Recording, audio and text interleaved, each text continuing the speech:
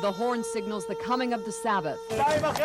Jews hurry to buy last-minute items at an open-air market called a shuk. The last thing on their minds this afternoon is terrorism. Prayer chants over loudspeaker call Muslims to pray. This is their holy time. They are not thinking of terrorism, yet both groups are ripe for terrorists. We all have Cleopatra syndrome. You know, she was the queen of denial. Everyone denies it for a little while. No one wants to deal with what happens even an hour ago. A lot of bullets entered to the houses, to the schools. This is not the way to peace. This is a crime. Wars come and go in this small country, but terrorism is a constant. But walk the streets and you won't see fearful people. What you do sense is an awareness. Those of us who come from America to Israel are struck by how close everything is. There is no sense of being immune to terror activity. For the Israeli soldier, living in terror means being prepared. I'm trained to kill terrorists. This is the only purpose I'm here, to be like a machine to kill terrorists. This is an elite infantry troop called Golani. You ask every person in the street. Everybody will say Golani, Golani, because it's like the people's unit here. Every Israeli has to serve at least 2 years in the military, men and women. They do it before college, and coming face to face with the possibility of terrorism and death is a lot on these young minds. It takes a lot from me as a human being. It takes a lot of time, effort, forces everything, mentally and physically. So naturally we start thinking about reasons why we're here.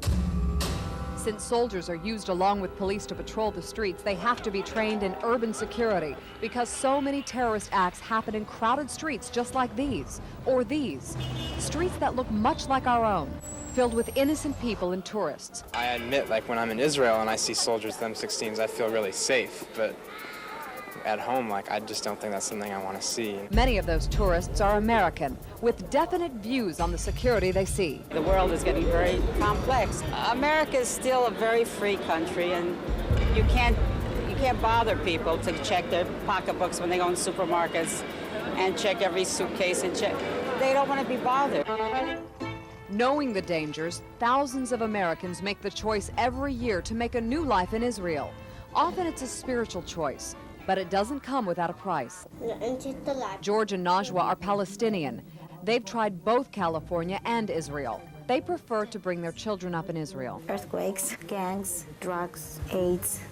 All the time I was there, I was just thinking how I could, raise up a family and not get any of these things to affect us. They may have left those things behind, but they've also given up many freedoms to live in their homeland. When I see a bunch of Jews, soldiers, walking by, my heart starts bouncing automatically. Palestinians say security for them is more confining than it is for Jews or American immigrants. Their homes can be searched without cause. Their travel is tightly restricted.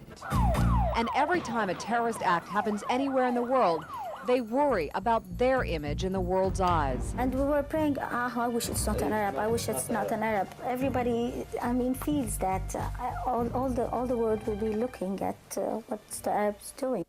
Robin and her daughter Dana left Sacramento and moved to Israel a year ago. Our families were nervous for us to come here to Israel. They felt that this was dangerous. The fight against terrorism touches their lives every day. In the U.S., when you get a package, it's never opened. A letter is never opened or x-rayed or anything. Here, when we receive our packages, they've been opened. They also say they treated discarded backpack or package a lot differently than when they lived in Sacramento. We take it to the lost and found. But here you call the police. You call them and they will immediately, if it's sitting there, they'll blow it up. Many American immigrants, like Robin and Dana, have adjusted well. For Israelis, security is a way of life.